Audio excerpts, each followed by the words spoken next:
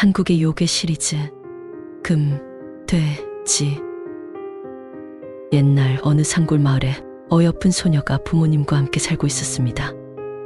소녀의 부모님은 산속에서 약초를 캐던 약초꾼이었습니다. 어느 날 소녀는 아버지와 함께 산으로 약초를 캐러 갔습니다. 산 곳곳에서 약초를 캐다가 어느 개울가에서 반짝이는 물건을 발견합니다. 소녀는 호기심에 가까이 다가가서 반짝이는 물건을 들어 올립니다. 그것은 금으로 된 예쁜 목걸이였습니다. 소녀는 자기도 모르게 목걸이를 목에 걸었습니다. 소녀가 목걸이를 걸자 목걸이가 빛나기 시작했습니다. 소녀는 너무 신기해 개울에 자신의 모습을 보고 있는데 목걸이가 뜨거워지더니 소녀의 모습이 점점 돼지로 변해가고 있었습니다. 소녀의 피부는 털로 덮이고 손과 발에서는 발톱이 자라고 코는 돼지 코로 변해가고 있었습니다. 소녀는 공포에 질려 급하게 목걸이를 떼려고 했지만 목걸이는 소녀의 목에 꽉 매달려 있었습니다. 소녀는 도움을 청하려고 아버지를 찾았지만 방금 전까지 옆에서 약초를 캐던 아버지는 어디로 갔는지 보이지 않았습니다. 그 순간 개울 앞 작은 동굴에서 소녀의 아버지가 소녀를 부르는 소리가 들려 소녀는 동굴로 향했습니다. 동굴에 들어가자 그곳에는 돼지 모습을 한 남자가 있었습니다. 그 남자는 소녀를 보고 웃으며 말했습니다. 안녕 딸아. 나는 내 아버지가 아니야. 나는 금돼지야.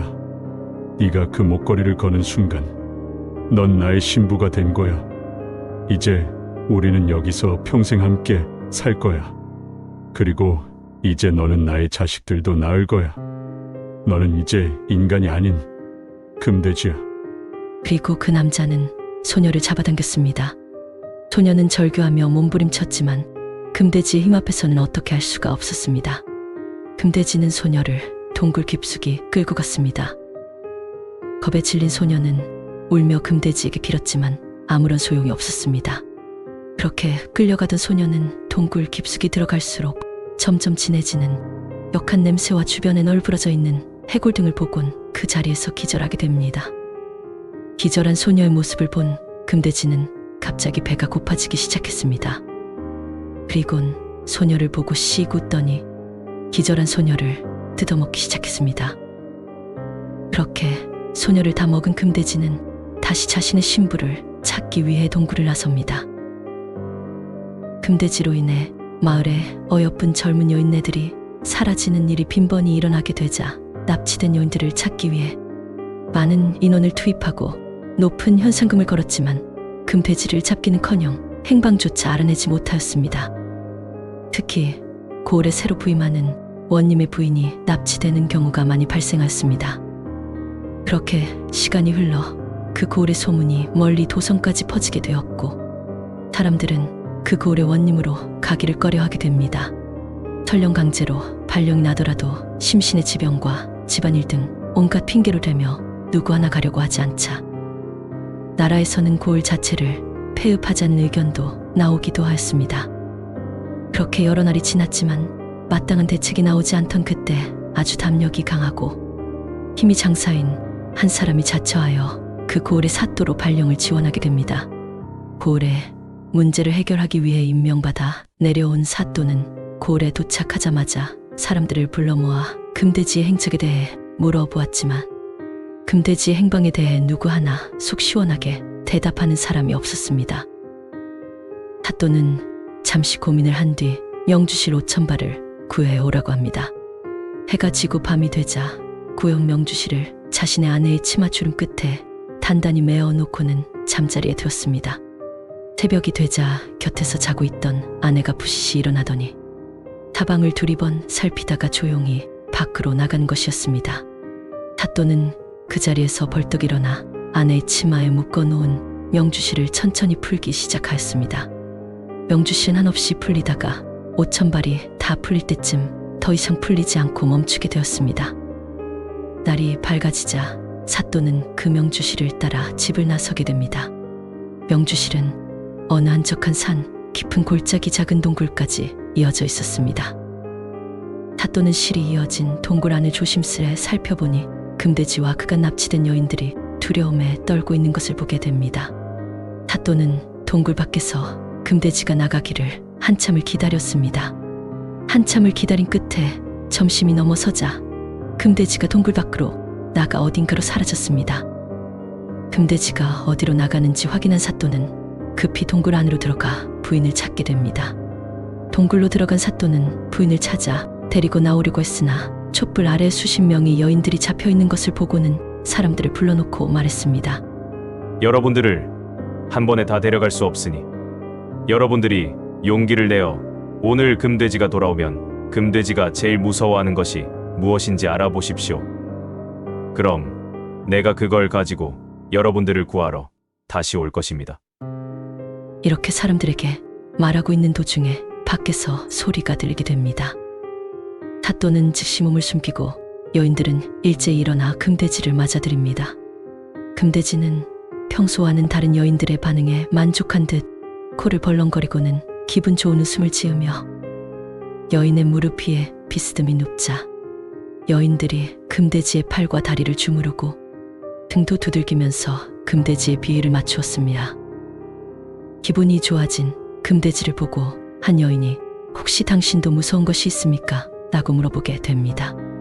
금돼지는 그 소리를 듣자 버럭 화를 내며 왜 그걸 묻느냐고 화를 내며 소리쳤습니다. 그러자 여인은 웃으며 이제 우리가 당신을 평생 모셔야 할 터인데 혹시 당신이 싫어하거나 무서워하는 것은 멀리하거나 조심해야 할 것이 아니겠습니까?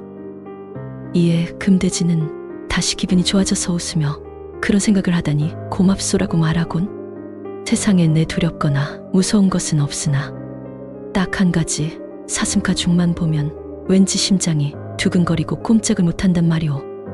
여인들은 웃으며 아니 사슴 가죽이 뭐라고 그리 무서워하신답니까? 라고 말하자 금돼지는 생각도 하기 싫다는 듯 몸을 사시나무 떨듯이 털고는 몸을 대자로 뻗어 잠이 들었습니다.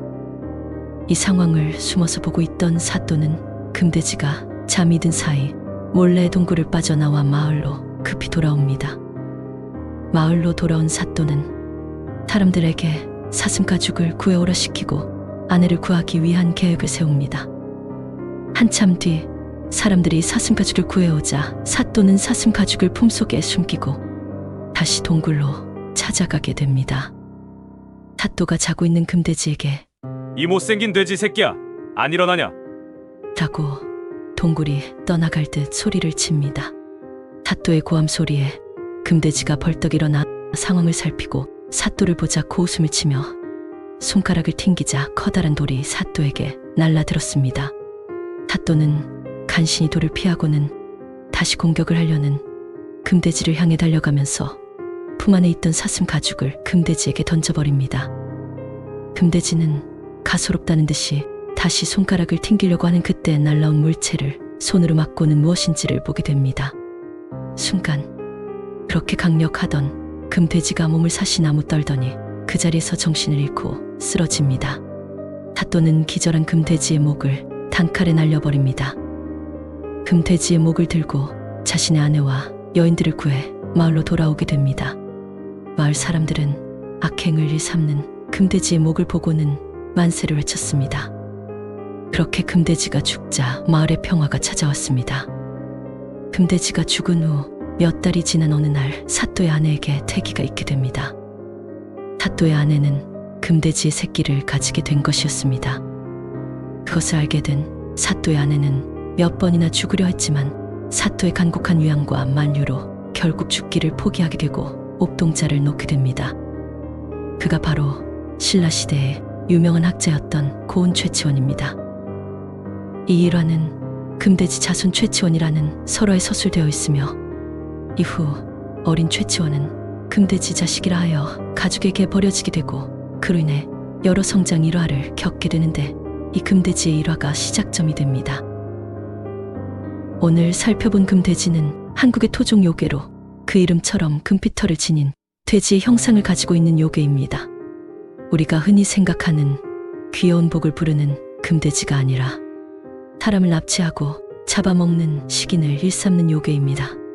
주로 깊은 산속 작은 동굴 속에서 생활을 한다고 전해지며 낮에는 동굴에서 잠을 자고 밤이 되면 마을로 내려가 마을에 사는 어여쁜 여자를 납치하여 동굴로 데리고 온 다음 자신의 모습에 겁을 먹는 여인은 시종으로 부리고 겁을 먹지 않는 여인은 잡아먹는다고 합니다. 각종 도술과 변신술에 능하여 이쁜 여인으로 둔갑해 가락국의 왕의 총애를 받았다고 하는 이야기도 전해져 내려오고 있습니다.